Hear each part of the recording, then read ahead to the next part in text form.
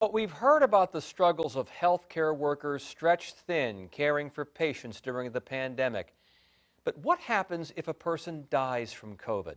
The funeral industry has suffered the same hardships. 10 Your Side's Michelle Wolf has a look at COVID after death. Like healthcare workers, embalmers have also suffered mentally and physically as a result of the pandemic. I sat down with a local funeral director to find out where the industry stands as COVID has claimed more than 5 million lives worldwide.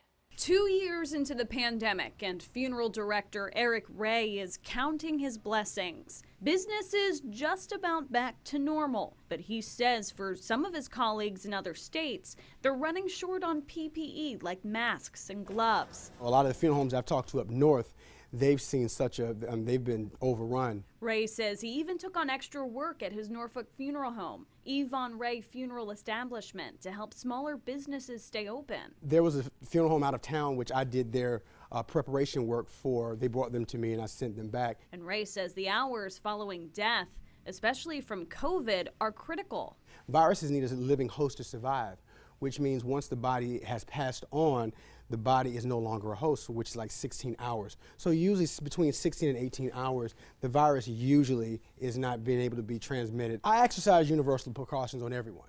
You know, as far as COVID is concerned, I mean, we just do a little bit extra steps as far as bleaching and things of that nature. From the physical toll of increased precautions and PPE to the mental toll, Ray explains how during the lockdown he had an influx of deaths, but not from the virus. A lot of suicides and overdoses. We've seen a lot of that during the first part of the pandemic, more so than just the virus itself.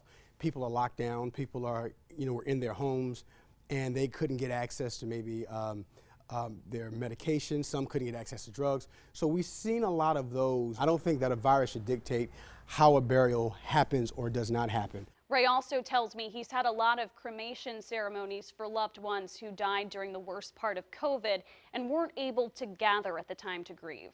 Michelle Wolf, 10 on Your Side.